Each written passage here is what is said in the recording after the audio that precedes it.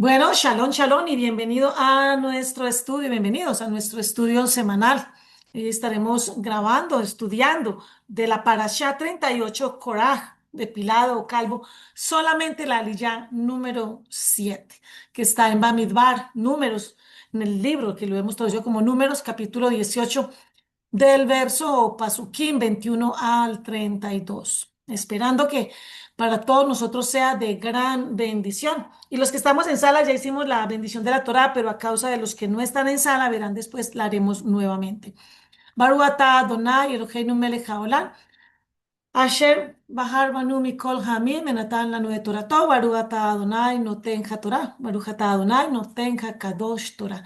Bendito eres tú, Yehud Bajei, nuestro Elohim, Rey del universo, que nos ha escogido entre todas las naciones y nos ha dado, nos ha legado tu Torah. Bendito eres tú, Yehud Bajei, dador de la Kadosh Torah. Bendito sea el Padre Celestial, porque podemos decir con gozo que tenemos Torah y vivimos la Torah.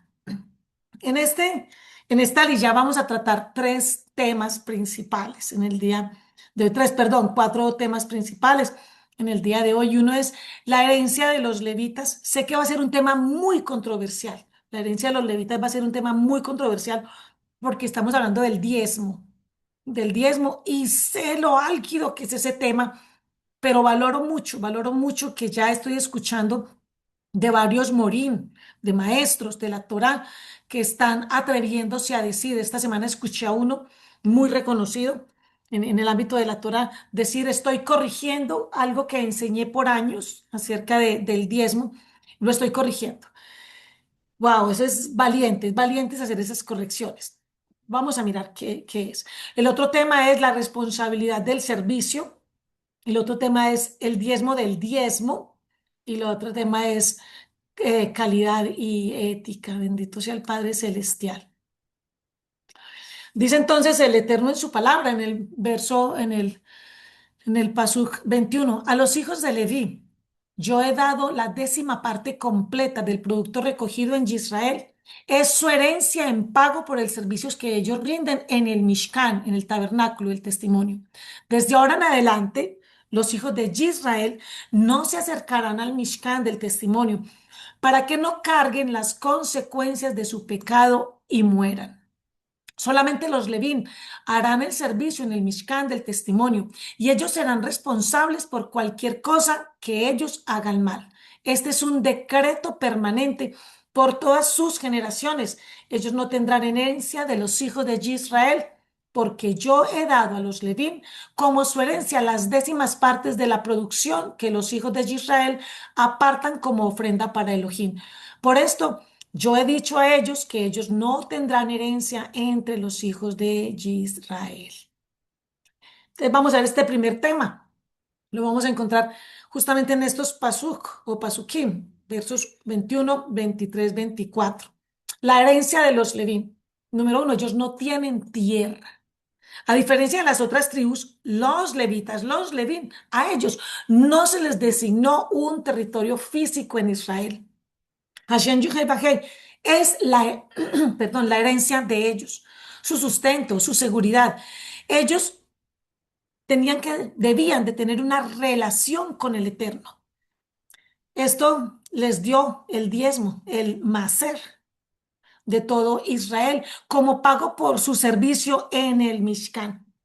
Lo primero que estamos encontrando es de las 12 tribus de Israel, a una no se le dio tierra. No se les dio ninguna posibilidad de heredar ningún bien inmueble. Esto es muy interesante, por lo que luego vamos a estar viendo qué es lo que pasa con ellos. Y la herencia de ellos es el Eterno. La herencia de ellos es el Eterno. El Eterno en su momento le dijo a todo Israel en Isaías 54, donde le dice, porque tu marido es tu hacedor. Él es nuestra herencia. Y de manera muy especial para los levitas. Los levitas, la herencia de los levitas no era la tierra, sino lo mejor de la tierra. Ellos no tenían tierra, ellos tenían lo mejor de la tierra. Este concepto es bien complicado porque nosotros queremos, los seres humanos queremos tener la autoridad, la posesión sobre los bienes, Nosotros queremos manejar los bienes. Y si le preguntamos a muchas personas, ¿cómo te sientes cuando no tienes dinero? Así, no sé, bajo tu colchón o en la cuenta bancaria que tienes, ¿cómo te sientes? Y la gente dice, fatal, fatal, fatal. Y no nos damos cuenta que de pronto es el eterno que te está permitiendo vivir ese momento para que veas cómo es el tesoro del eterno, cómo es el banco celestial. En fin, que los levitas, los levín, no tenían la tierra, sino lo mejor de la tierra. Esto es muy interesante, el diezmo del pueblo, el macer del pueblo. Esto es controversial, nos vamos metiendo en un asunto que uno dice, ay, el diezmo, el macer. Esto es una cosa bien interesante. Yo voy a mostrarles acá algo de gematría. Ahí lo puse con U. Algunos escriben gematría sin la U, otros con U. A veces la escribo sin ella o con ella, porque de ambas formas está aceptada por la Real Academia. Entonces, lo primero que quiero que vamos aquí es el asunto del macer, del diezmo, lo que puede conllevar, lo que tiene, lo que subyace en el macer. Cuando digo macer, estoy hablando de diezmo, el 10% de todo lo que tenemos, de todo lo que tenemos. Y quiero hacer el asunto de la gematría, porque recordemos que la Torah es matemática pura. Por eso el Eterno dice, y yo soy enfática en esta parte, que no podemos quitar nada, ni una yud, que es la letra más pequeña, y ni siquiera uno de estos acentos que se pueden tener. Él dice, no puedes quitar nada. ¿Por qué? Porque en matemática, si tú quitas un número, en ese momento que quitaste el número, toda la ecuación cambió. Entonces vamos a mirar qué es el diezmo, con qué podemos como analizarlo y con qué podemos compararlo. El diezmo o maser está escrito con una mem, en hebreo se lee de derecha a izquierda, una mem, una ain, una shin y una resh. Es decir, cada uno de ellos, en hebreo las letras son números también. Entonces la mem es 40, la shin es 70, shin es 300 y resh es 200 para sumar 610. Eso es- ¿Qué significa entonces? ¿Por qué es importante la parte matemática? Pues recordando que la Torah es matemática pura. Por eso cuando dos o más palabras comparten la misma gematría, mismo valor numérico, se considera que existe un vínculo profundo o un canal espiritual oculto entre esos significados. 610 conecta a Maser, es decir, diezmo, con unos conceptos, voy a tratar solamente como dos conceptos muy fundamentales que están conectadísimos. Uno es tikva, esperanza, esperanza. Entonces vemos tav, kaf, bav y hey, que nos dan el valor que encontramos acá, ven cada uno 610. En conexión espiritual, el acto de dar, el acto de macer, está ligado a la confianza absoluta en la provisión divina.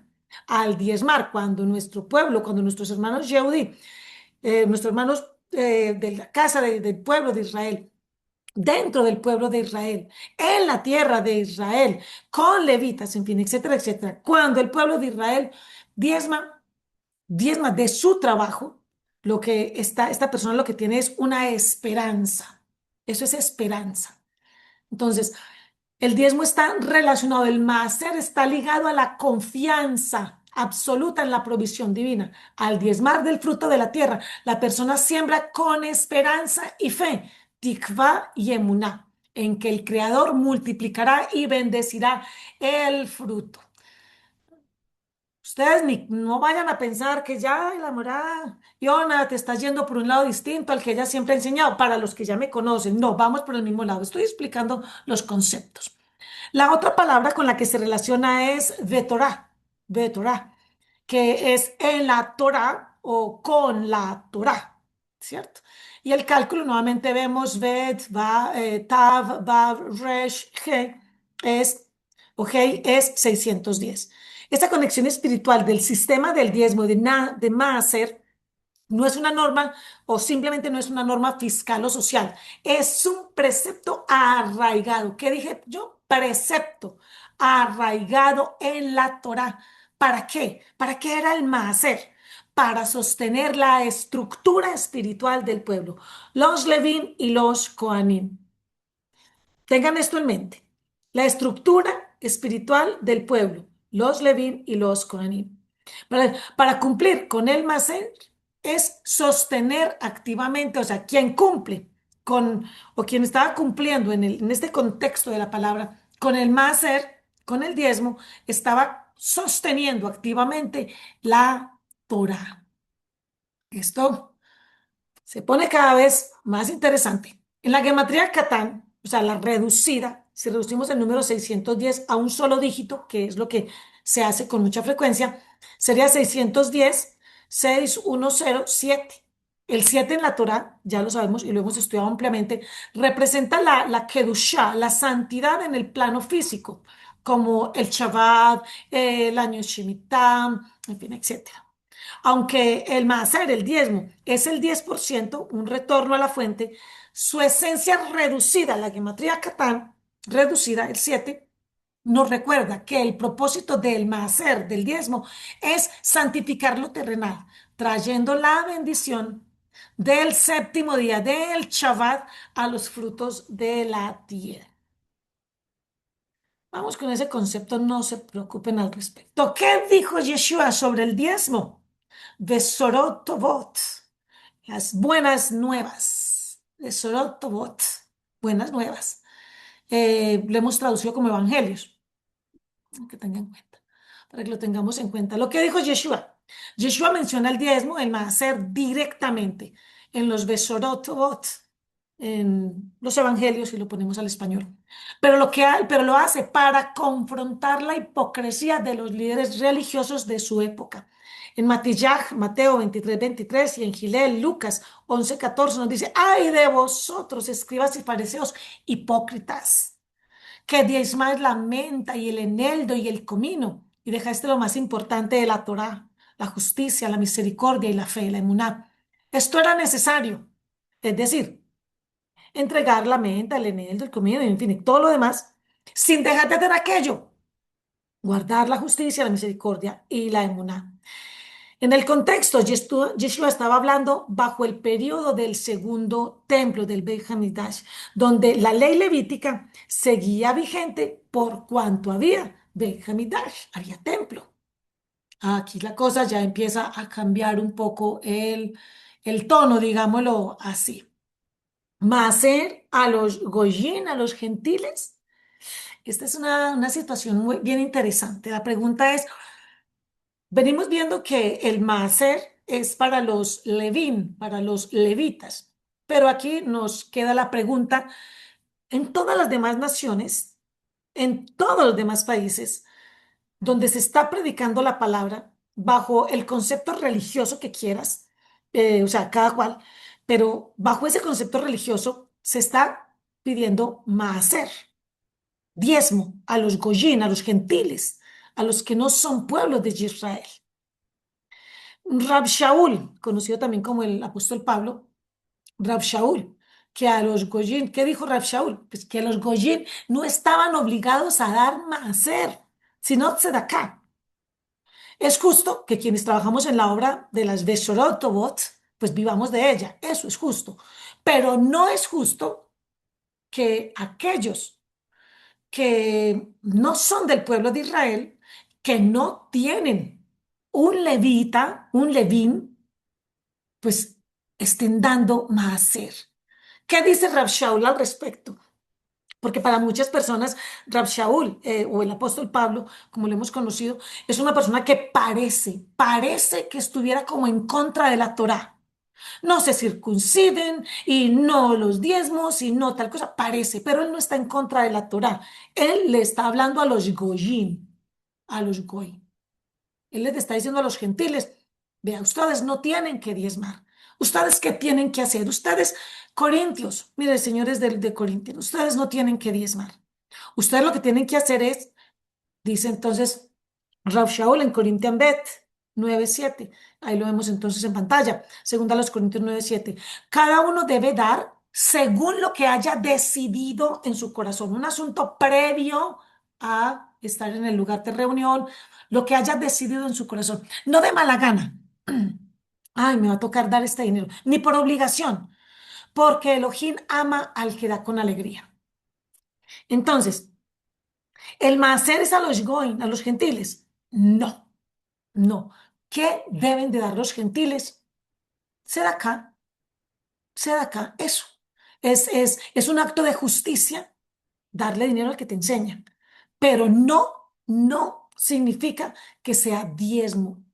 Me perdonan los que están, a los que con esto les doy duro, pero es que ya es tiempo que empecemos a rectificar el asunto. Ya es tiempo de que empecemos a rectificar el asunto. Y yo creo que nosotros, los que enseñamos, tenemos que ser honestos con el pueblo. Tenemos que ser honestos. Bien porque tú eres Bene Israel, hijos de Israel. Bien porque tú seas un Goin, ¿cómo dije llamado? Un gentil. Al no existir más el Bet Hamikdash, el templo, ¿qué hacemos con el diezmo? ¿Qué hacemos con el diezmo? Con el maaser. ¿Qué hacemos con ese dinero? Perdón. Dice en Corinthian Bet, segunda a los Corintios 9:9. Como dice el Tanaj. Aquí Rab Shaul, el apóstol Pablo, está citando el Tanaj. Como dice el Tanaj, él dio generosamente al pobre. Su sedacá permanece para siempre. Él provee, el que provee, mire, es el semilla, el que siembra y pan para comer, suplirá y multiplicará tu semilla e incrementará la cosecha de tu sedacá. Corinthians Bet 9:10. Es decir, el Eterno se encarga de bendecirte si tú estás dando.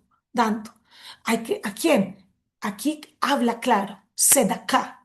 Hay un acto de justicia. ¿Es justo que le demos a nuestros padres? Claro que sí, claro que sí. Encontramos en el Brit Hadasha, en el Nuevo Testamento, cuando un joven le dice a sus padres, es corbán todo aquello que pudiera darte. Es decir, lo tengo consagrado al Eterno, no te puedo dar nada. No, no, hay que darle a los padres. ¿Qué hacemos con el diezmo? Ahí vamos viendo. Vamos viendo entonces lo que el Eterno nos dice. ¿Qué se hace ahora que no hay templo? Dice el verso 11, serán enriquecidos en todas las formas. Cuando damos, somos enriquecidos en todas las formas para que puedan ser generosos en todo. Y por medio de nosotros, la generosidad de ustedes provocará que el pueblo dé gracias a Yud-Heh Vav-Heh. Es decir, cuando tú y yo le damos a alguien algo, provocamos en esa persona un espíritu de gratitud hacia el Eterno. Entonces, antes de pasar a este segundo tema, es, ¿qué hacemos con el diezmo? Si no existen los levín, si no hay levitas, ¿qué hacemos con el diezmo? No diezmamos. Ya lo digo así abiertamente, no se diezma, no se diezma, no se diezma. Ahora, eso suena muy duro, mucha gente esto no le va a gustar. Pues sí, yo sé que a mucha gente no le va a agradar esto. Yo lo sé. Yo sé que a muchas personas no le va a agradar porque el diezmo ha sido la forma de coartar la libertad de las personas. A las personas se le ha dicho, so pretexto de utilizar algunos textos bíblicos que están fuera de contexto, y se le ha dicho, haya alimento primero en mi casa. Está diciendo el roe, el pastor. Y le preguntamos, ¿y tú eres levita? Y tú estás ejerciendo en el templo, en el Bet Hamikdash. Y él dice, no, ¿por qué me quieres coartar? ¿Por qué me quieres presionar para darte algo? Entonces, hay que dar, sí hay que dar, pero no es el diezmo. Lo que está en tu corazón, lo que está en tu corazón, gratitud, pero no el diezmo, no es verdad. No es verdad. Que haya alimento primero en mi casa. Sí, eso lo dijo el Eterno, hablando del Bet Hamikdash, pero no lo dijo de la mía. No fue que la palabra no dice, y haya alimento primero en la casa de Iona y luego en la casa de Pepito Pérez. No, eso no lo dijo. Eso no es lo que el Eterno dice primero en mi casa, en la de él, en el Bet Hamikdash, templo en pie, templo en pie. Bendito sea el Eterno. No hay templo. Las obligaciones del templo no existen en este momento. No existen. No ahora. Un segundo tema, esto se pone cada vez más interesante. La responsabilidad del servicio, que lo vamos a encontrar ahí en los versos, en los Pasuquín 22-23. ¿Cuál es la responsabilidad del servicio? Este tema. Uno es una función exclusiva, lo que vamos a ver en estos textos. Solo los Levín podían servir en el Mishkan. Qué interesante. ¿Quiénes? Solo los Levín.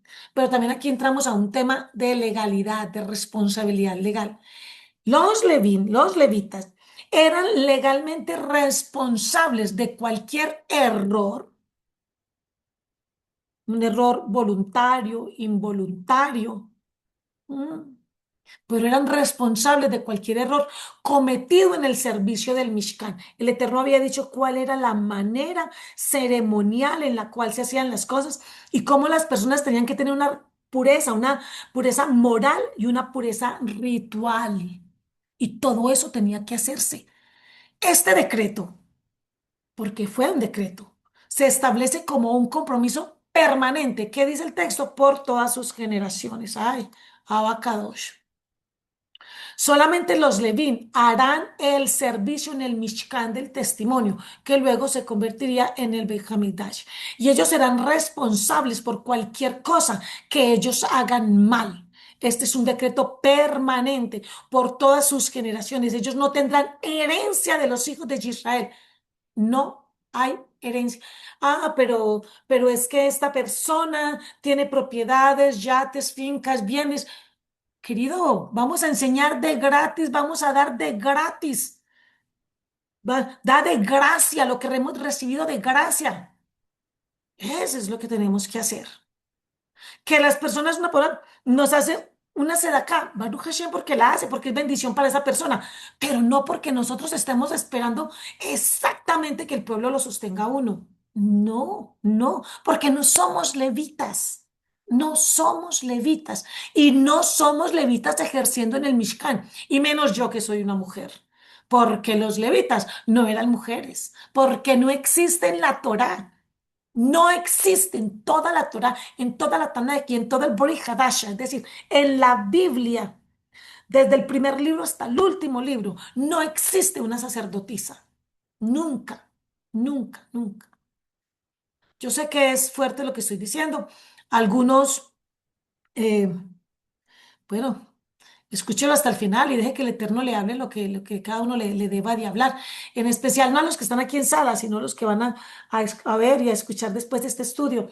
Deje que el Eterno le hable, no, no, no se ponga en mi contra, deje que el Eterno le hable y luego de que el Eterno le hable, ya usted decide si está en contra mía, que realmente no, si es en contra mía no hay problema, el problema es si está en contra de la Torá, que es lo que yo estoy leyendo aquí, porque lo que estoy leyendo es palabra del Eterno, no es palabra de Yona, Baruch Hashem, por eso no tengo primera de Yona, no lo tengo, ni primera ni segunda, nada, bendito el Eterno. En la jurisprudencia de la Torá, este versículo que acabamos de leer establece tres principios jurídicos fundamentales que posiblemente al final de este estudio vamos a tener de pronto un pequeño conversatorio al respecto. Solamente este versículo establece tres principios jurídicos fundamentales. Vamos a mirarlo. Y de esto es de lo que se habla de ser un levita, un levín. Primero, hay un monopolio legal. Monopolio como exclusividad de funciones. Hay una jurisdicción. El texto comienza con una cláusula de exclusividad dictado por la corona, por el soberano, por el eterno, por nuestro absoluto Rey de Reyes y Señor de Señores. ¿Qué dice el eterno? Solamente los Levín harán el servicio. ¿Y qué dijo el eterno de quién eran los diezmos? De solamente los levitas. El servicio del templo, del Beit Hamidash, del Mishkan, no puede ser por otra persona. Ay, ay, ay. En términos jurídicos modernos, esto equivale a una reserva de ley o una delimitación de competencias exclusivas. Nadie fuera de la corporación levítica tiene legitimidad para operar en el Mishkan. Pues el propósito, ¿cuál era? Recordemos que acabamos de estudiar en las aliyot previas, estuvimos viendo, por favor, la rebelión de Corá. ¿Y qué fue la rebelión de Corá? Un desafío directo a la autoridad y un conflicto de competencias. Este verso funciona como un decreto de orden público que estabiliza el Estado y previene futuras disputas jurisdiccionales. Mira, todo lo que el Eterno nos está mostrando aquí. Entonces, esta función es exclusiva, exclusiva de los levín, de los levitas. Y así se evita que por ahí se levante otro Corá, alguien con espíritu de Corá, que aunque Corá era un levita que creara un golpe de estado, porque no le gustaba el puesto que tenía aunque era buenísimo. No, él quería, él quería un puesto más alto, él quería un cargo más alto, él quería ser el Cohen Gadol. Y, por favor, si el Cohen Gadol, Aarón, está representando a Yeshua, no puede ser una persona que quiera dar golpes de estados a la Torá. Aquel que hable de la Torá en contra de la Torá, ese no puede ser de parte del Eterno. Lo segundo que vamos a encontrar en este verso es el principio de responsabilidad objetiva. Aquí hay una advertencia severa. Y ellos, quienes, los levitas, los levín, serán responsables por cualquier cosa que ellos hagan mal. Ay, ay, ay. Bemen Yisú Abonam. Literalmente, ellos cargarán con su iniquidad, con su error. Ese abonam es la palabra, dije, pensé ahora, no lo voy a decir, pero sí lo voy a decir. La palabra abón, abón.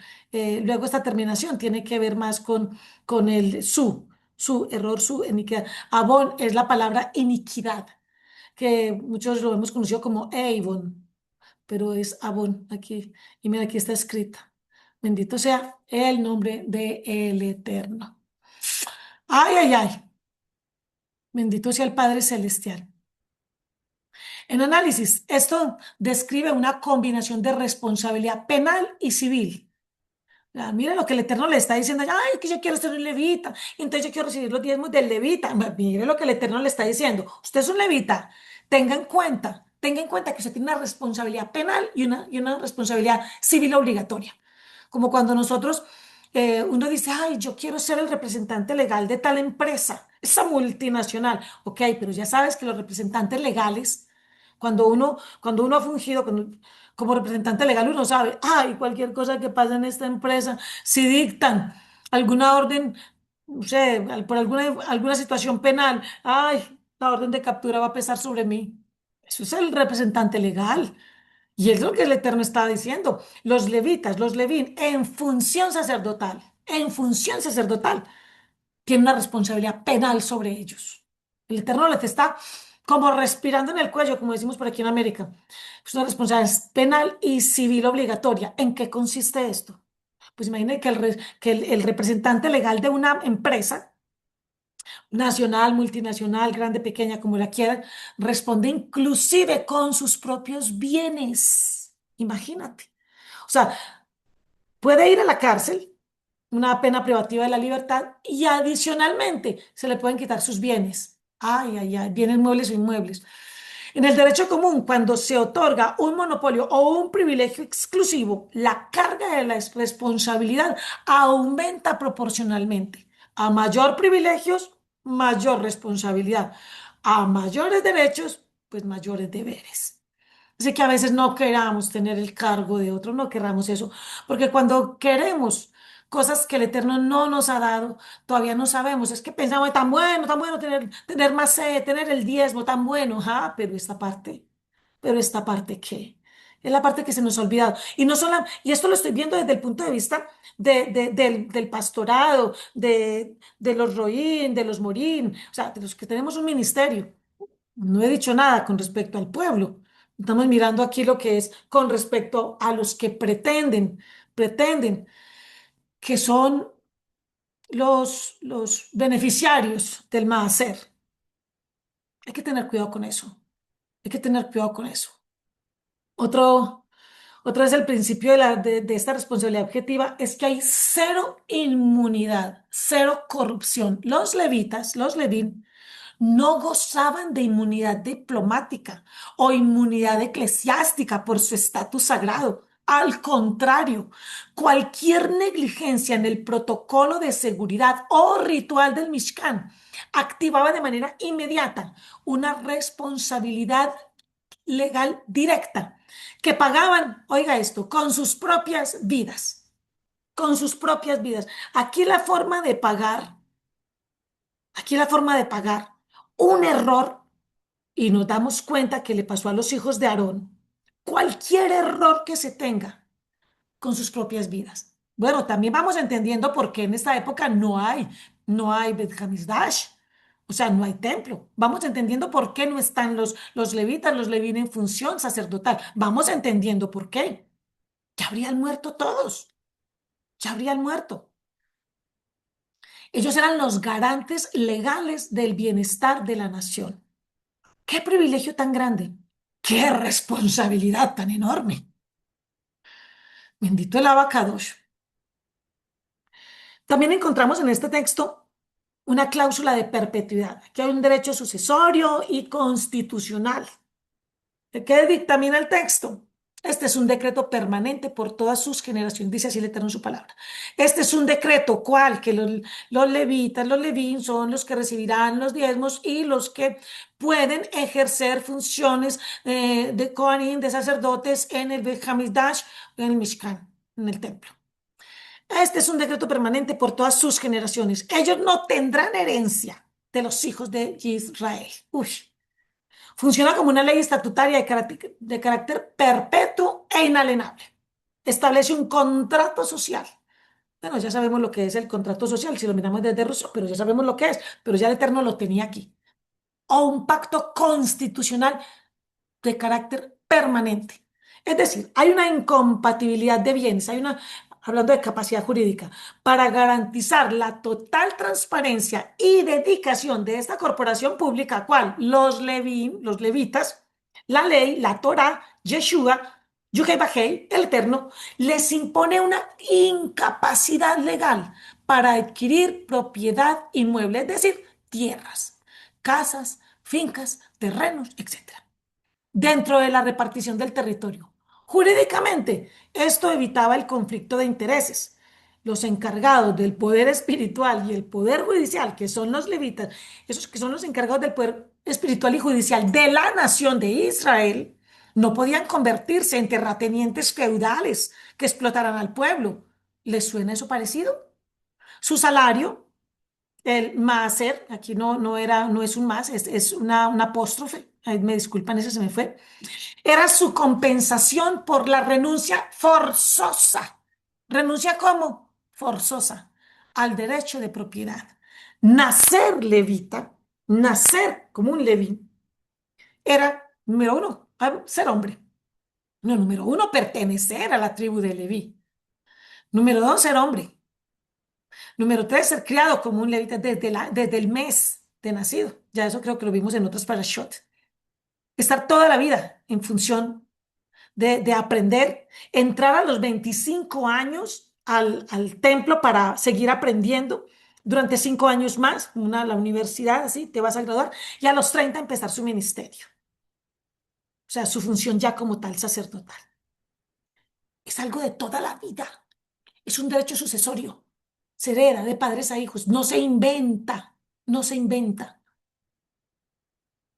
Y los diezmos, el nacer, era su compensación por su renuncia forzosa al derecho de propiedad.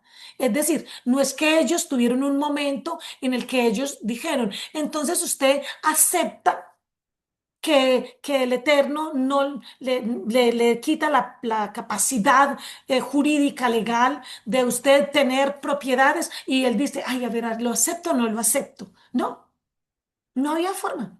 No era negociable con el Eterno. No era negociable.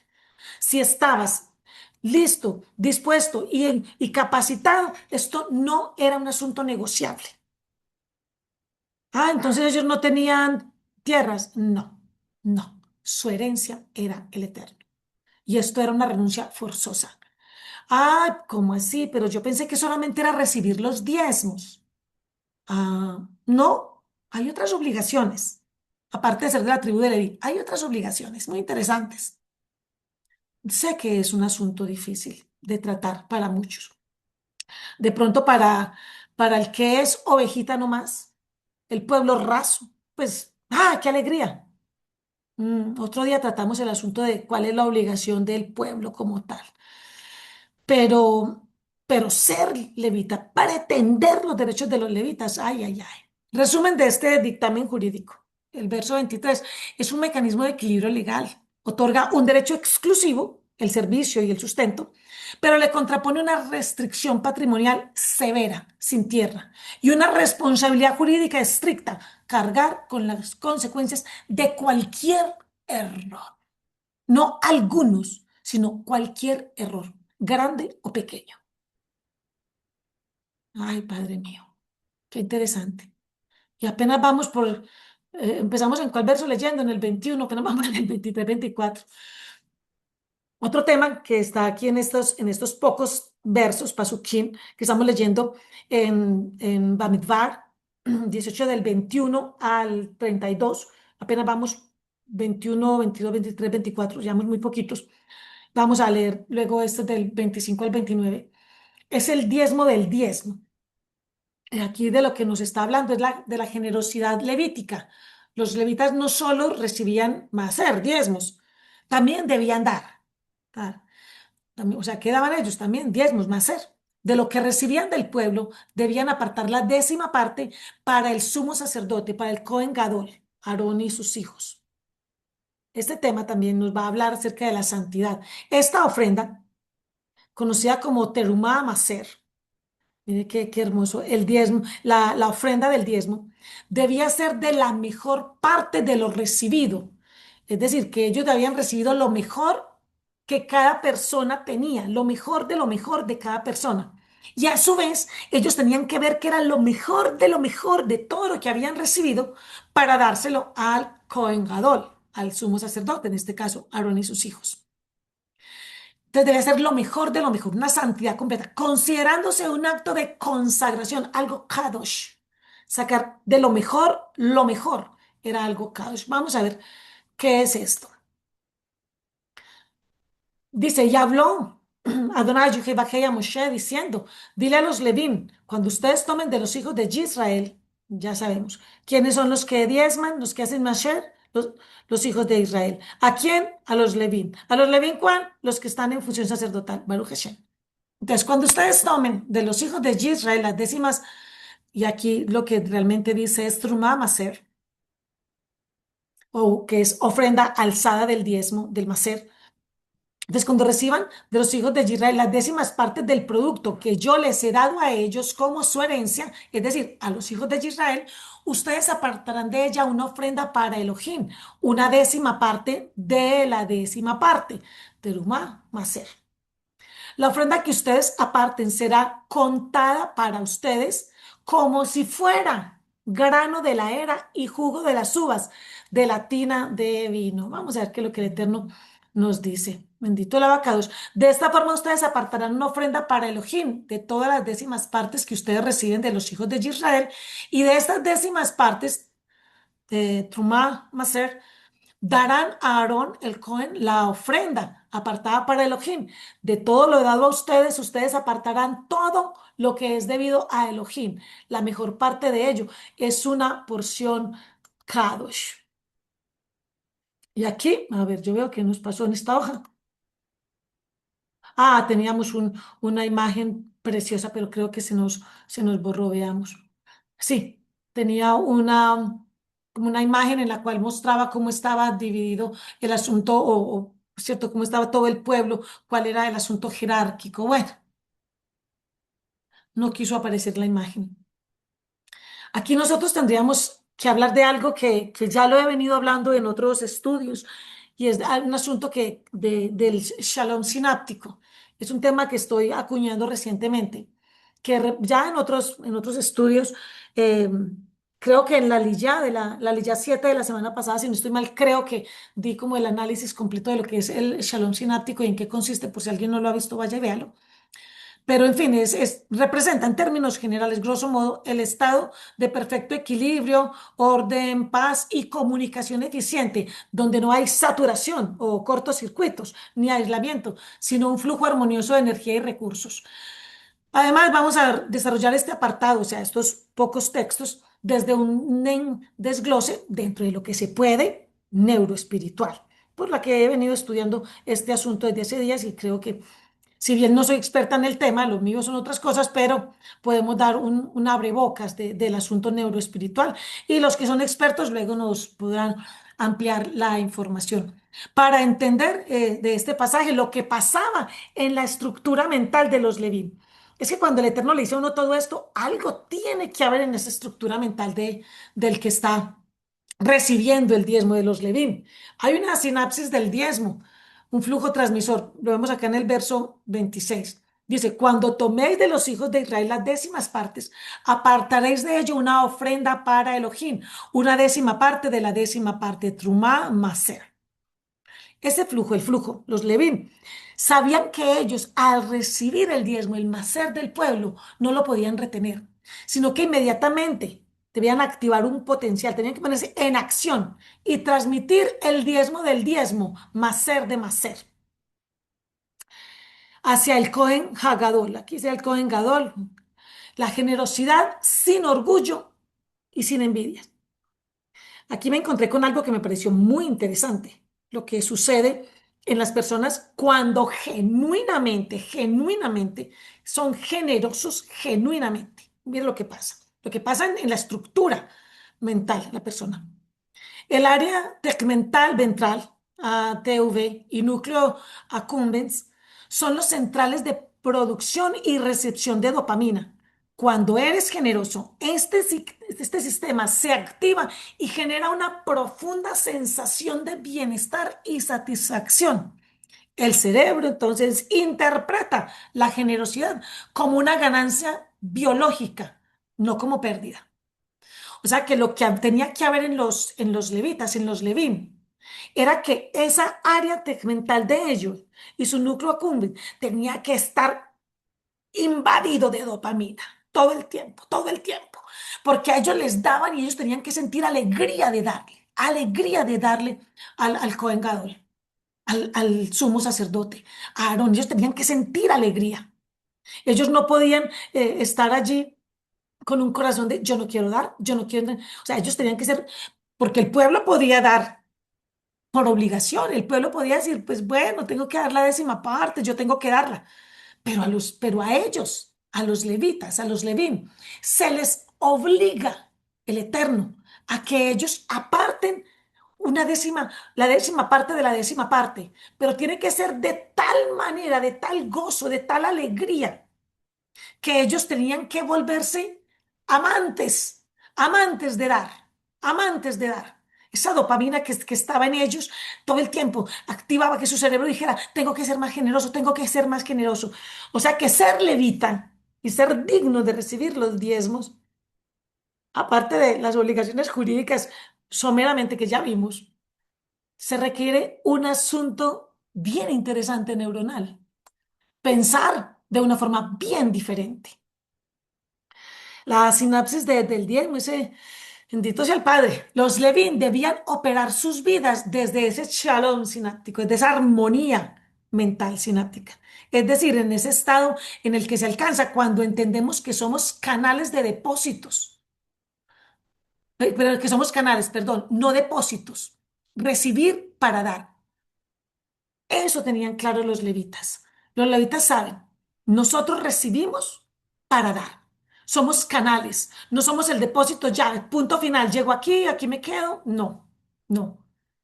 Entonces, cuando se le da hoy en día a alguien que está cumpliendo alguna función pastoral o alguna función como morín, como maestros, y se les da diezmos, aparte de que esa persona podría acarrear con todo esto que estamos viendo, jurídico, muy interesante, esa persona tendría que tener esas condiciones mentales en el cual tenga claro, este dinero no se puede quedar conmigo, yo soy solo un canal. Tomo lo que el Eterno tiene para mí y todo lo demás yo tengo que darlo. Esto es un asunto bien interesante porque más tarde o después, ¿cierto? En el Brit Hadashah sí se va, y también en otros aportes del Tanaj, de la Tanaj, sí se va a desarrollar el asunto de es mejor dar que recibir, ¿cierto? Muy interesante.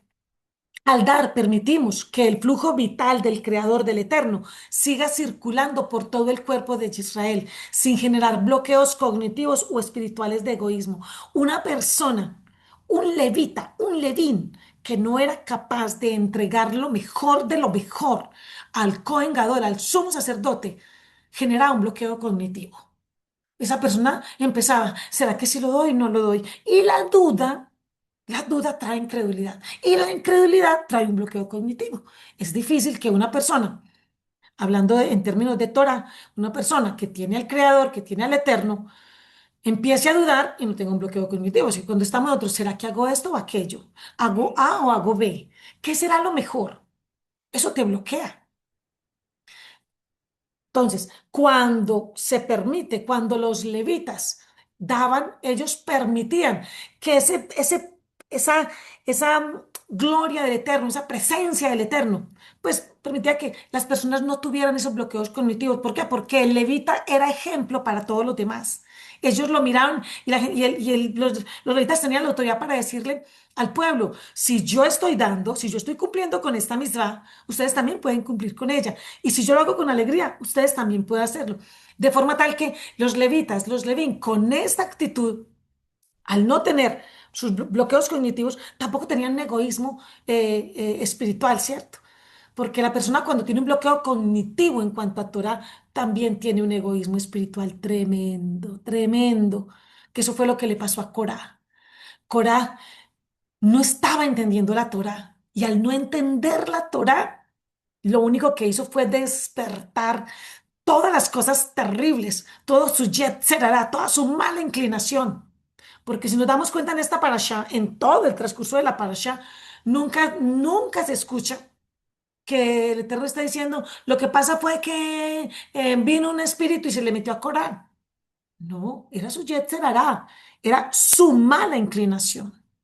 Mire qué tremendo esto.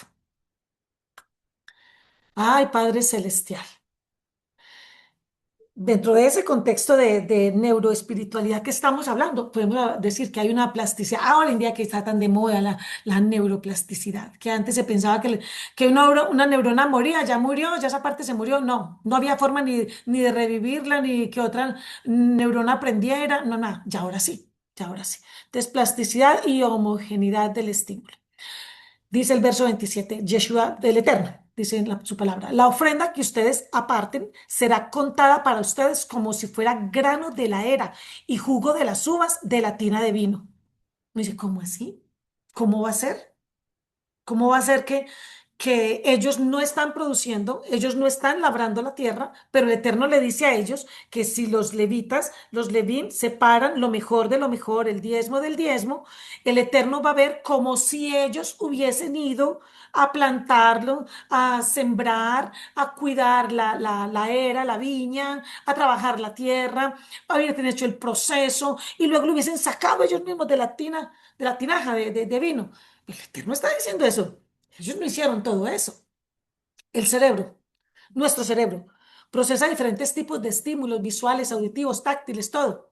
Pero a nivel sináptico, todo se traduce a un mismo lenguaje universal. Impulsos bioeléctricos y químicos. ¿Esto qué tiene que ver con lo que estamos hablando? Pues bien, ¿cuál es la equivalencia?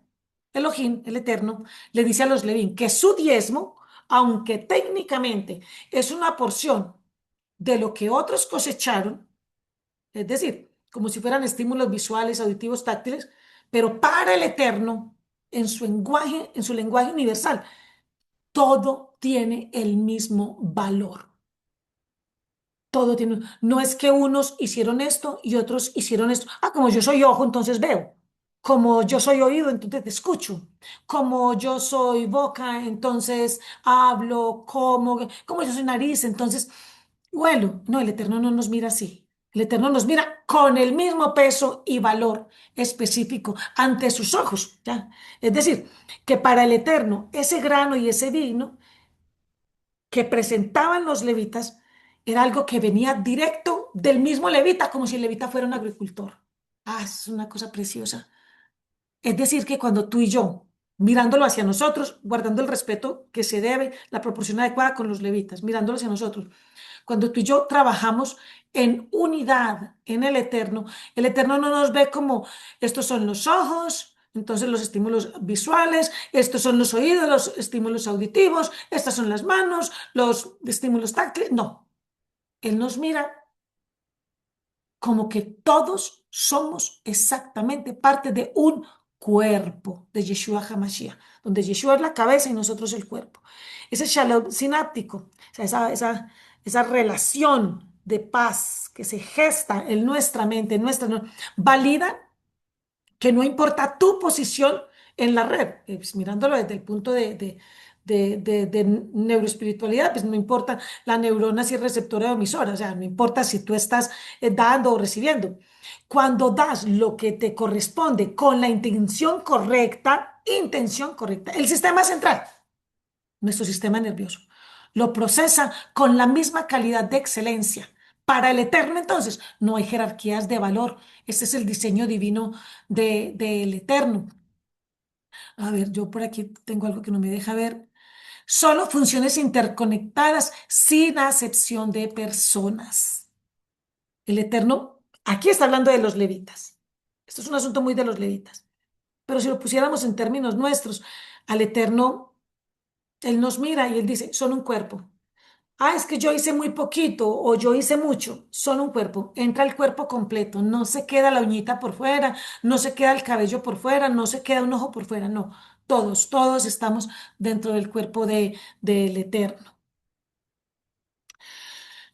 El filtro sináptico, ¿cuál era? ¿Qué tenían que hacer los levitas, los levín? Separar lo mejor de lo mejor. Verso 29, pasos 29.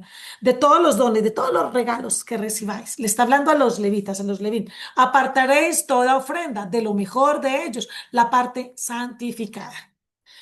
Una sinapsis sana requiere de un proceso llamado poda sináptica y filtrado de señales. Es decir, el cerebro debe ignorar el ruido de fondo y concentrarse únicamente en la información de alta calidad. ¿Qué es? ¿Qué es lo mejor de lo mejor? El cerebro puede procesarlo todo por igual, ¿cierto? O sea, podría ser. Pero si nosotros no sabemos qué es lo mejor de lo mejor, nosotros colapsaríamos en un estado de nuestra mente de sobreestimulación o ansiedad. Cuando tú no sabes, yo qué debo de, qué le doy a tal persona, qué doy esto o aquello, qué doy, y no sabes qué es lo mejor. Si tu cerebro no sabe, eso es ruido únicamente. Eso es ruido. Eso te saca del shalom sináptico, lo que uno debe tener, o sea, el shalom que en nuestra mente, lo que tenemos que tener. Eso es ruido. Y no sabrías qué hacer. Imagínate aquí en el caso de los levitas. Los levín tenían que tener una claridad, procesar en su mente, tener un filtrado tan claro que ellos, sin lugar a dudas, tenían que reconocer que era lo mejor de lo mejor. Ya todo era bueno, ya era mejor, pero a ellos se les pide lo mejor de lo mejor. Si la persona no sabe qué es lo mejor de lo mejor, cae en ansiedad. ¿Qué le doy al Eterno? ¿Cuál será lo mejor? ¿Será mejor este grano o el otro? ¿Qué será lo mejor? No, ellos no tenían ese problema.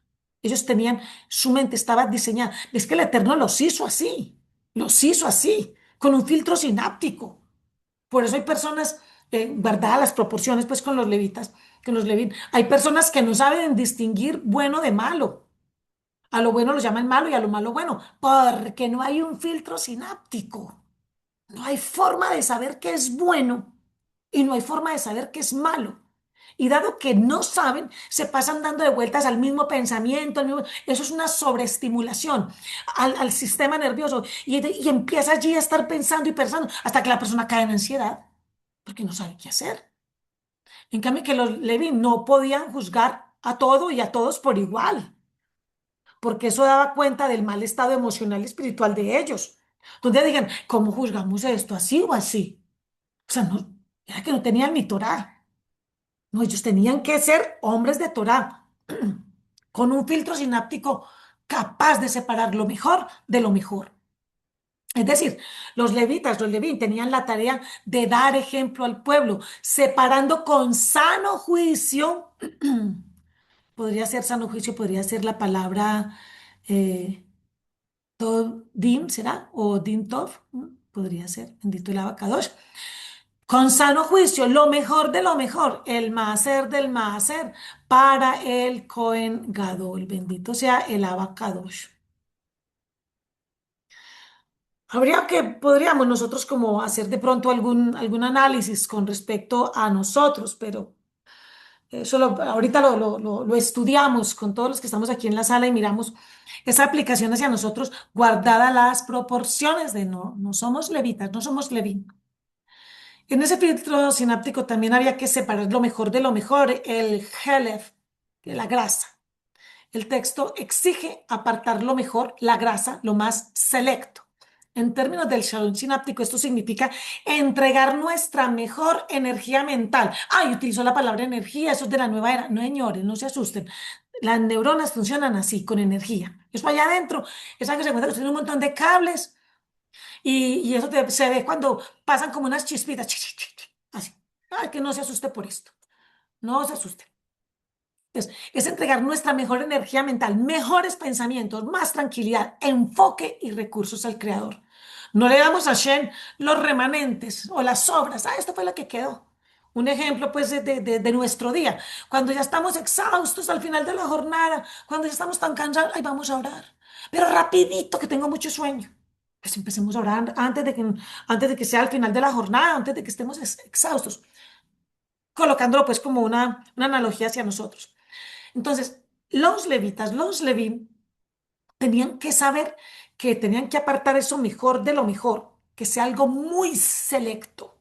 No podían dejarlo. Al final vemos que le damos. No, desde el inicio, un equilibrio mental. Ellos tenían que estar todo el tiempo en función del Eterno.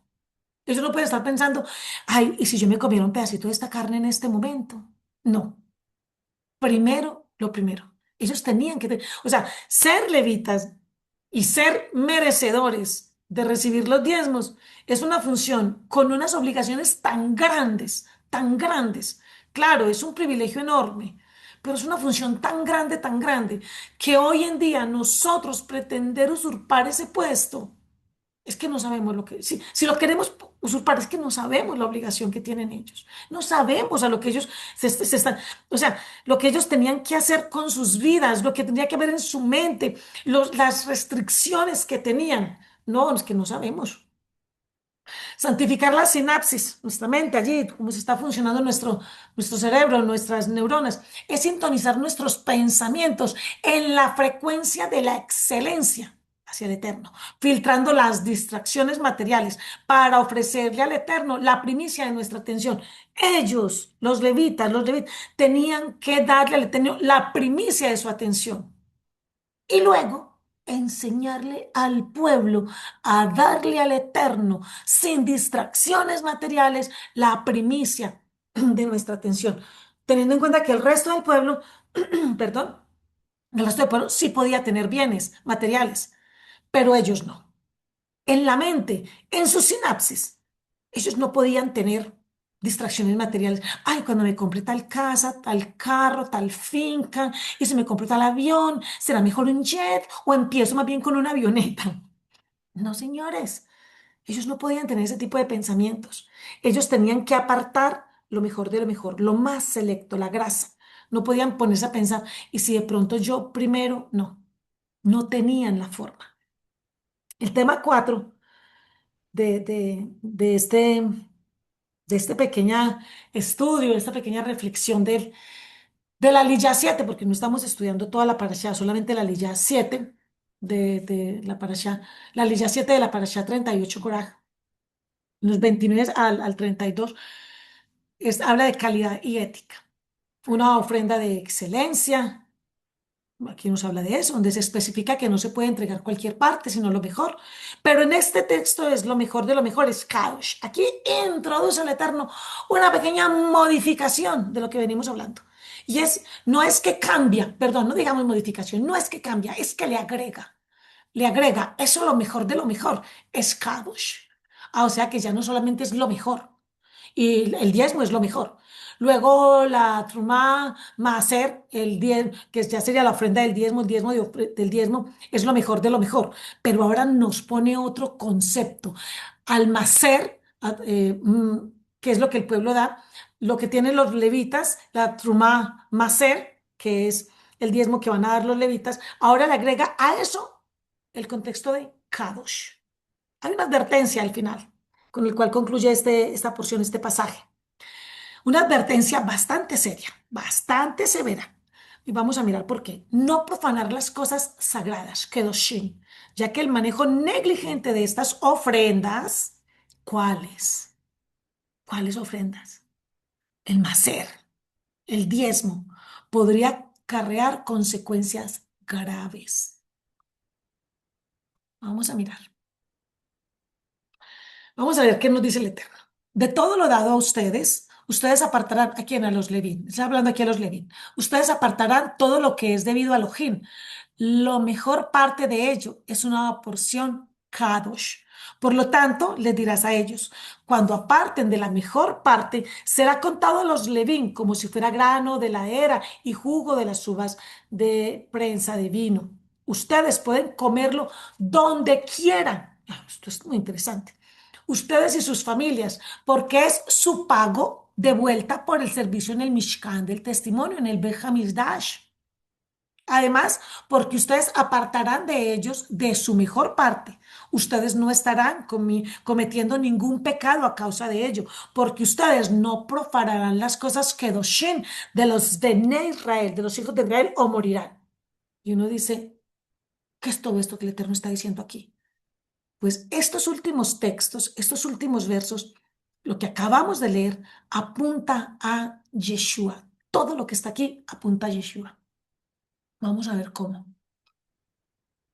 Vamos a hacer un análisis mesiánico a estos pasuquín, a estos versos del 29 al 32. Estos textos revelan cómo el sistema de maaser, de diezmos levíticos, apuntan proféticamente a la persona, la obra y el sacrificio de Yeshua HaMashiach. Vamos a mirar todo eso en el contexto de este estudio. Estos versos conectan la entrega de lo mejor de lo mejor, a la redención del pecado y el concepto de lo que es verdaderamente Kadosh. Bendito sea el Abba Kadosh, el Eterno. Primero, el principio de la grasa, Helef, y la ofrenda de excelencia, 29:30. De todos los dones, de todos los regalos, de todos los maaser, de todos los diezmos que recibáis, apartaréis toda ofrenda de lo mejor de ellos, la grasa, la parte santificada. Veamos cuál es la sombra profética. El texto exige que la ofrenda sea de la grasa, Helef, que en el pensamiento bíblico toraico representa lo más selecto, lo más puro y rico de la producción. En cuanto a la revelación mesiánica, Yeshua es la máxima ofrenda de excelencia. Por eso vimos que está el maser, el diezmo, está la trumá maser, la ofrenda del diezmo. Entonces está maser con el pueblo, con los levín, trumá maser, y está la excelencia como tal en cuanto a Kadosh, que ese ya era del Cohen Hagadol, Yeshua. Entonces dice, Yeshua es la máxima ofrenda de excelencia. Él no fue una ofrenda común. Él fue el cordero sin mancha ni contaminación. En Kefab Aleph o Primera de Pedro 1:19 nos habla justamente de eso, que Él es ese cordero sin mancha, sin contaminación.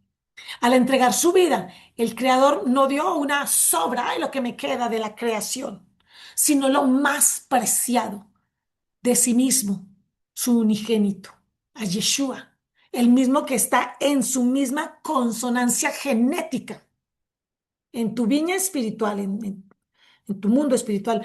El Mesías, el Mashiach, representa la cepa principal que produce el fruto más puro, el fruto más kadosh, el más apartado. Bendito sea el abacadosh.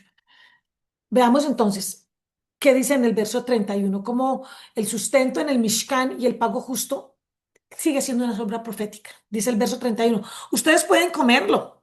¿Qué cosa? Pues la ofrenda, donde quiera, porque es su pago de vuelta por el servicio en el Mishkan. La sombra profética, el maaser, el diezmo, garantizaba que el servidor del santuario, del Beit HaMikdash, tuviera alimento y sustento asegurado como pago por mediar entre Elohim y el pueblo. Recordamos que cuando el Eterno iba a destruir el pueblo a causa de este pecado de Cora, ¿quién se interpone? Aarón, el Cohen Gadol, el sumo sacerdote. Se interpone entre el pueblo y el Eterno. Por favor, no lo destruyas. No lo destruyas. Ahora nosotros tenemos es a Yeshua, en esta revelación mesiánica preciosa de este texto. Yeshua, nuestro Cohen Hagadol, no Cohen Gadol. Cohen Gadol, Aarón. Cohen Hagadol. Es decir, el, el, el sumo el sumo sacerdote, no sumo sacerdote, sino el sumo sacerdote, no cualquier sumo sacerdote, el sumo sacerdote, según el orden de Melquisedec, completó el servicio perfecto en el Mishkan celestial. Lo vemos en Hebreos, en Ibrin 9:11. El pago de vuelta o la recompensa de su servicio a Yeshua no fue un alimento físico, sino la redención de nuestras almas. Además, como el verdadero sostenedor, Él se convirtió en el pan de vida, como lo vemos en Yohanan 6:35, el alimento espiritual disponible ¿en dónde? ¿Dónde está Yeshua disponible? En cualquier lugar. ¿Para quién? Para todos nosotros, para sus discípulos, para nuestras familias, a través de la comunión y la gracia. ¿Cómo puede ser que este texto que viene hablándonos acerca de, de, de Maaser, que nos viene hablando acerca del diezmo como una ofrenda, porque vemos que de cuando en cuando cambia la palabra Maaser, diezmo, lo que anda es por ofrenda, por don, para ir dando esas puntadas finales, por decirlo así, para podernos traer a Yeshua. Esto es algo realmente precioso. Esto es un texto que es genuinamente maravilloso. Lo mejor de lo mejor es Kadosh. Y eso Kadosh libra del pecado. Bendito sea el Eterno. Dice en el verso 32, además, porque ustedes apartarán de ellos de su mejor parte. Ustedes no estarán cometiendo ningún pecado a causa de ello. La sombra profética. Al elevar la porción, esa porción más excelente, es decir, al hacer trumá, ese macer, levantarlo, mecerlo, al hacerlo la porción más excelente, todo el resto del grano y del vino que quedaba estaba libre de toda culpa, de toda responsabilidad. Creo que el Eterno aquí nos estaba comparando a nosotros con esto. Y apto para el consumo común, ¿sí? Para que todos lo puedan comer. Elevarlo mejor quitaba el pecado de negligencia o profanación. Si de pronto alguien había llevado su ofrenda de una manera negligente, ay, pues porque tocó llevarla, algo así. Al presentarla, lo mejor de lo mejor y constituir eso lo mejor de lo mejor en Kadosh, en en ese momento se quitaba todo pecado de negligencia y profanación. ¿Quién fue elevado? ¿Quién fue elevado en un madero? ¿Quién fue elevado y puesto allí como lo mejor de lo mejor? Que quitó todo pecado que había en nosotros por negligencia o por profanación. La revelación mesiánica. Este es el núcleo de la sustitución mesiánica. Yeshua es lo kadosh de lo kedoshim, lo más santo de lo santísimo. El que puede estar en el Makon Kadosh Kedoshim, el que está viviendo en el lugar santísimo. Makon Kadosh Kedoshim, es Yeshua. Al ser elevado en el madero, como está escrito en Yohanan 12:32, él actuó como esa mejor parte consagrada. Su santidad se transfiere a nosotros, porque él nos dice ser Kadosh como yo, o ser Kedoshim, ser santos, como yo soy Kadosh. Seamos santos porque él es santo. Y al ser elevado, así cuando se elevó, cuando el Cohen Gadol, el sumo sacerdote, elevaba esa ofrenda y hacía que todo estuviera limpio y quitaba todo pecado de negligencia y profanación. Así Yeshua, al ser elevado en el madero, como lo mejor de lo mejor, como la parte consagrada de lo mejor y adicionalmente Kadosh, hace que su santidad se transfiera a nosotros. Entonces, ¿nosotros somos santos? Sí. Ay, Mora, como dice que nosotros somos santos, somos pecadores. El Eterno dice que nosotros somos santos. Él nos santificó. Él nos santificó. Por eso dice que cuando Él habla de la oración del justo que puede mucho, es la oración de los santos, de sus kedoshim. Para Él somos eso. ¿Por qué? Porque Él nos mira a través del prisma del sacrificio de Yeshua. Él no nos está mirando así como, a ver, ¿usted qué? No, es a través de Yeshua. Y nos transfiere a nosotros esa santidad. Debido a que la primicia, el Mashiach, es Kadosh, toda la masa, nosotros, su pueblo, somos Kedoshim. En Romanos 11:16 nos habla acerca del tema. Él llevó el pecado de la profanación sobre sí mismo para que nosotros no tuviéramos que morir. ¿Cómo no adorarle? ¿Cómo no exaltarle? Y aquí hay lo último, con esto vamos ya como terminando. Bendito sea el Eterno. La advertencia, aquí hay una advertencia que uno dice, ay, Padre, la advertencia de muerte y el rescate. Pasuk 32, verso 32. Porque ustedes no profanarán las cosas kedoshim, santas de los hijos de Israel, Bene Israel, o morirán. Una sombra profética. El texto establece un límite legal drástico. Tocar o retener lo sagrado con una actitud incorrecta o negligente rompe la barrera de Kedushá, la barrera de la santidad, y activa la pena de muerte. Cuando una persona toma los diezmos, toma los diezmos y, y con eso voy a decir algo muy fuerte, me lo perdonan ustedes, pero hay que hablar muy claro. Yo quiero ser muy clara con ustedes. Me perdonan el ejemplo fuerte. Ah, en una oportunidad, la hija de unos pastores, ella me contaba, pues ya no es una niña, ahora es una señora, esposa de pastor, muy linda, muy querida ella, a quien amo y respeto muchísimo. Pero ella me contaba que cuando era adolescente, ella le dijo al papá que quería eh, verse, verse físicamente como se ven las chicas que no tienen Torah, así. Cortarse el cabello como ellas, vestirse como ellas, tatuarse como ellas, ponerse piercing como ellas, en fin, un montón de cositas, detallitos, detallitos, grandes detalles. Y este papá le dice a ella, claro que sí, tú puedes hacer todo eso, pero creo que primero te tienes que ir de la casa. Tienes que conseguir otra casa y estar con otro dinero. ¿Cómo así? Le dice. Obviamente es este hombre, pues, un pastor, muy buen pastor. No sabía el asunto de los diezmos. Hay que recordar que esto es un asunto que apenas se nos está revelando ahora, que no se deben de pedir los diezmos. En ese entonces, pues bueno, estamos hablando de hace años atrás, años atrás. Un pastor de buen testimonio.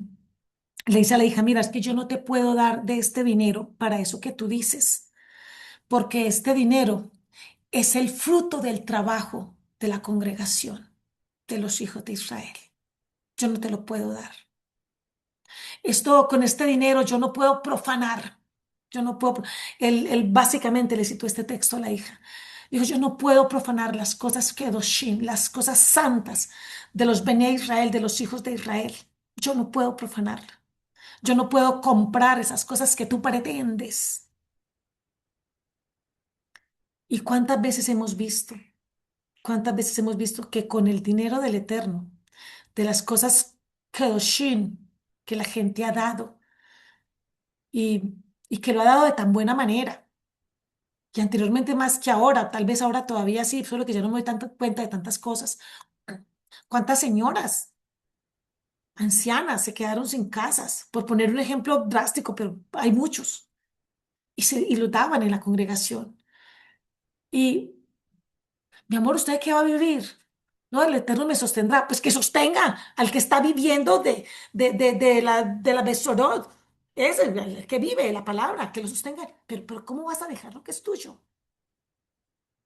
Y le pasaba con mucha gente. Y con esa forma de coartar a las personas. Haya primero alimento en mi casa antes que en la tuya. Entonces la persona primero tenía que sacar el diezmo y darle al pastor. Y luego se daba cuenta que en su casa no le quedaba para pagar arrendamientos, servicios o la hipoteca, comprar los víveres, el colegio de los niños. Y la familia nada que quiere saber del Eterno, porque con todo el dinero va y se los lleva a ellos. Y aquí estamos pasando necesidades, dicen algunas familias. Pasando necesidades mientras ustedes, ay, Padre, que el Padre nos perdone. Qué bueno que estamos rectificando, qué bueno que estamos rectificando. Yo sé que lo que lo hicieron antes, pues no tenían esta revelación. La revelación viene siendo paulatina, pero ahora que la tenemos, los que estamos enseñando tenemos la obligación de explicarla, la obligación. No podemos profanar, no podemos profanar. No, lo que una persona da como su esfuerzo, como el fruto de lo mejor que esa persona tiene, se lo da a alguien, así sea una acá, no más ser, sino una acá, como una ofrenda, un acto de justicia. Ah, eso no puede ser para cosas que profanen. No puede ser. Sombra profética. El texto establece un límite legal drástico. Tocar o retener lo kadosh, lo sagrado, con una actitud incorrecta, negligente, rompe la barrera de Kedushá. Es decir, cuando hacemos ese tipo de cosas y se le da un mal uso a lo que el Eterno nos ha dado, entonces el Eterno dice, bueno, si no quieres estar en Kedushá, para ti hay una pena de muerte. Puede que en el momento ya uno no muera físicamente, pero hay una muerte peor, que es la espiritual. La revelación mesiánica. Los seres humanos, por nuestra naturaleza, profanamos la Kedushá de Elohim, Yahweh Bajei, a través del pecado, que es la transgresión a la Torá, a su norma, a su ley, quedando bajo el veredicto de la sanción de la sentencia de muerte. Porque está escrito en Romanos 6:23, pues la paga del pecado es muerte. Yeshua intervino jurídicamente en este punto, así claramente. Él asumió el decreto de muerte de este verso 32, el que caía sobre nosotros, y especialmente aquí de los Leví, en su propio cuerpo, recibiendo la consecuencia del manejo negligente e infiel de la humanidad hacia las cosas de Elohim, del eterno Yuhei Bakei, para darnos vida eterna. Jurídicamente, nosotros ya teníamos una sentencia encima. Esa sentencia, esa sentencia no nos iba a dejar vivir. Pero con el Eterno hay una forma en la que se puede sustituir. Y uno dice, gloria al Eterno, porque existe la sustitución. Porque si no lo existiera, pues Yeshua no habría podido morir por nosotros, no habría muerto por nosotros. Pero bueno, jurídicamente él asume esa sentencia, ese decreto de muerte. En conclusión, conclusiones. Los diezmos le pertenecen a los Levín en función sacerdotal, excluyendo así de recibir maaser, diezmos a los Levín que no están en función sacerdotal y a todos los que no, siendo Levín, estamos enseñando. Es decir, porque estoy enseñando, recibo diezmos, no. Porque tengo una función pastoral, recibo diezmos, no. Se puede recibir otras cosas. Ser acá, acto de justicia. Al que enseña y pastorea sin ser levín, no se le da maaser, sino acá, acto de justicia, una ofrenda. Los versos 29 al 39 demuestran que el Mashiach, lo puse mal aquí, es el filtro de excelencia. Cuando depositamos nuestras vidas y esfuerzos en sus manos, Él toma nuestro fruto, extrae lo mejor de lo mejor. Esto ya es una conclusión para todos nosotros, más allá de los Levín. Él extrae de nosotros lo mejor de lo mejor y eso mejor de lo de mejor lo hace que Kedoshim, lo santifica y lo presenta ante el eterno Yuhei Bajente, nuestro Padre Celestial, como una ofrenda Kadosh, libre de pecado y llena de vida eterna. Qué hermoso filtro el que tenemos, que es Yeshua HaMashiach. Bendito sea el Kadosh. Bueno, shalom, shalom, Javier, Letraot. La próxima semana vamos a continuar con el favor del Eterno, con las parashot 39 y 40, Jucat y Balak. Bendito sea el abacados. Hagamos esta braja para terminar. Baruch atah Adonai Eloheinu melech haolam, asher bachar banu mikol ha'amim, venatan lanu de Torato. Baruch atah Yochei Bajei noten Torah, Baruch atah Yochei Bajei noten Kadosh Torah. Gracias le damos al Eterno, porque Él es bueno y para siempre su misericordia. Antes de pausar o detener la grabación, pregunto a los que estamos en sala, ¿alguien quiere hacer algún aporte y que lo dejemos grabado también?